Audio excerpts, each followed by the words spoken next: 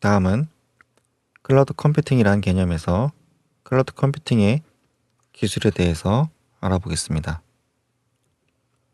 클라우드 컴퓨팅의 주요 기술은 물리적인 서버를 논리적으로 가상화하여 여러 개의 서버로 나누어 서비스하는 것입니다.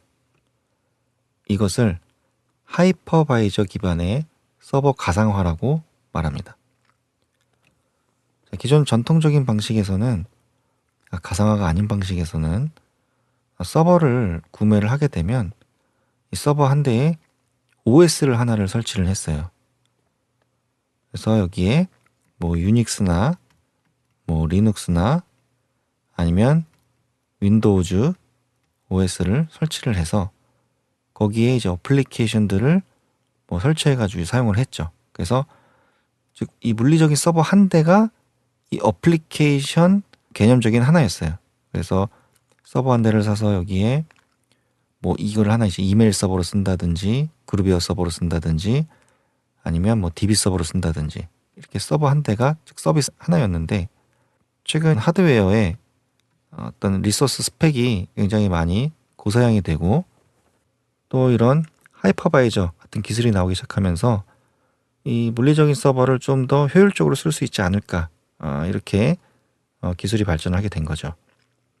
이런 하드웨어가 사양이 발전하기 전에는 사실 그렇게 쓸 생각도 사실 못했습니다. 뭐 예를 들어서 뭐 이런 서버 하나가 뭐 지금은 상상은 안 되겠지만은 CPU 2코어에 메모리 16GB, 불과 10몇 년 전만 해도 이러한 서버를 실제 운영을 해서 사용을 했어요, 여러 기업들이.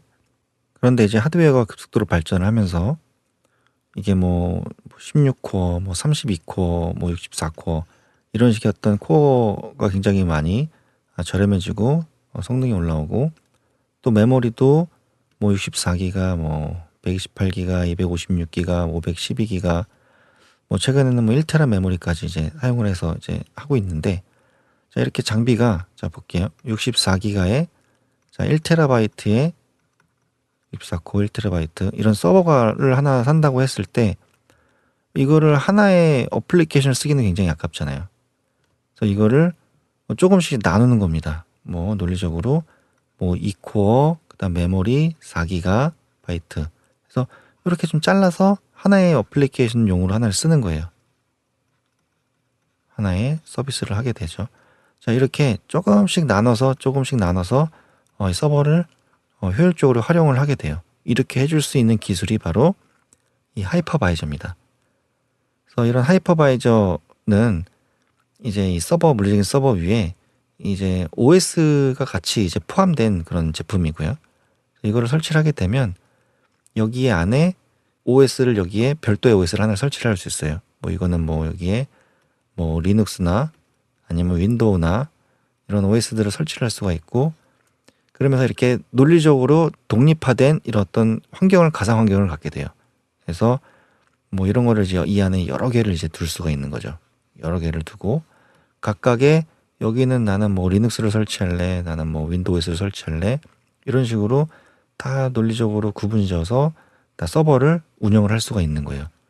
그래서 뭐 많게는 지금 여기 이런 예에서 64코어에 뭐 1테라짜리를 나누게 되면 뭐 한 4기가 기준으로 나눈다고, 메모리 4기가 기준으로 나눈다고 했을 때 뭐 한 뭐 200개 이상, 뭐 250개까지 논리적으로 이제 만들어낼 수가 있는 거죠.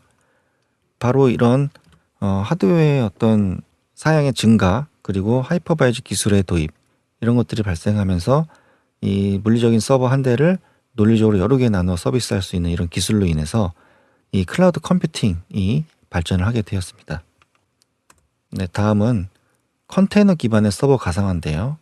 자, 이건 뭐냐면 앞에서는 이제 하이퍼바이저를 통해서 서버를 논리적으로 이렇게 다 가상화를 했죠. 그래서 이렇게 하나의 이 가상 서버라 그래요. 이거를 가상 서버.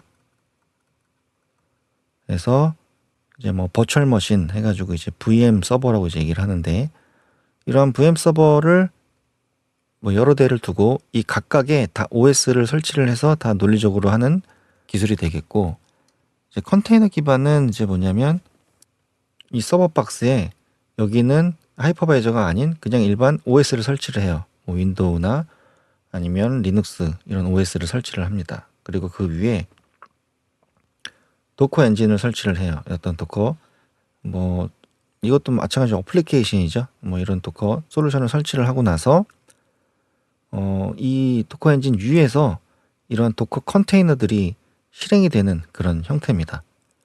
자, 이 도커 컨테이너는 기본 사상이 어떤 도커 이미지로부터 시작을 해요. 도커 이미지는 공식 사이트에서 다운을 받을 수도 있고요. 또 사용자가 이걸 만들 수도 있습니다. 그래서 이 도커 이미지를 가지고 컨테이너를 실행시키는 방식인데요. 도커 이미지는 그냥 파일이에요. 물리적인 이미지 파일이고 이 파일 안에는 이 이미지 제작자가 만들어 놓을 때 설치해 놓은 뭐 어플리케이션들이 설치가 돼 있고 가장 작은 사이즈로 구성된 OS도 같이 포함이 되어 있습니다.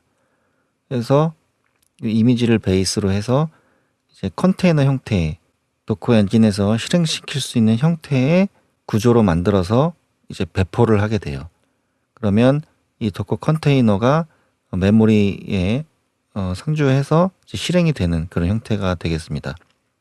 네, 얼핏 보면 이 하이퍼바이저 가상화, 뭐 컨테이너 가상화 비슷하다고 볼 수가 있을 것 같은데 가장 큰 차이점은 이 하이퍼바이저 기반은 이 게스트 OS가 다 독립적이라는 거예요. 여기에 아까도 얘기했지만 윈도우즈 OS를 설치할 수도 있고 뭐 리눅스 OS를 설치할 수도 있어요. 그리고 이들은 각각 독립적이기 때문에 여기에다 자원을 다 명확하게 할당을 해줘야 됩니다. 뭐 코어라든지 뭐 2코어, 4코어 할당을 해주고 메모리도 명확하게 여기 얼마만큼을 쓸 건지 뭐 4GB 쓸 건지 16GB 쓸 건지 다 할당을 해줘야 되고 그 이만큼의 어떤 리소스가 필요한 거예요. 근데 이 컨테이너 방식은 여기 이제 제가 아까 조그마한 가장 작은 단위의 OS가 같이 포함이 되어 있다고 했는데 실질적으로는 이 OS는 이 호스트 OS를 따라갑니다. 이 호스트 OS를 공유해서 써요. 그렇기 때문에 이 도커 컨테이너 올라온 어플리케이션은 이 호스트 OS에서도 보이고 모니터링도 가능하고 또 이 호스트 OS의 자원을 공유해 쓰기 때문에 이 도커 컨테이너는 굉장히 적은 리소스를 사용해요. 적은 IT 리소스, 뭐 코어라든지 이 메모리를 이 하이퍼바이저 방식보다는 훨씬 적게 사용을 합니다. 그러다 보니 자연히 뭐 더 많은 이런 서비스들을 띄울 수가 있는 거죠. 이 정해진 서버 자원 한도 내에서 더 많은 서비스들을 더 실행을 시킬 수가 있습니다. 그리고 상대적으로 이게 실행 규모가 라이트하기 때문에 이 컨테이너가 실행되는 속도, 이 배포돼서 OS 딱 실행되는 속도가 이 하이퍼바이저 방식에 비해서는 굉장히 속도도 빨라요. 이 속도 측면은 굉장히 빠르고 훨씬 효율적이기 때문에 최근 여러 기업에서 이러한 컨테이너 방식의 가상화를 많이 도입을 하고 있습니다. 이 컨테이너 기술은 뭐 그 기존에는 더 다른 이제 기술이 있었지만 최근에는 이 도커 기술이 주를 이루고 있고 이 쿠버네티스 역시 이제 도커 기술로 발전을 한 기술입니다. 이처럼 클라우드 컴퓨팅 기술은 이 하이퍼바이저 기반의 서버 가상화 기술과 이 컨테이너 기반의 서버 가상화 기술이 주요 기술이다라고 말씀드릴 수 있겠습니다.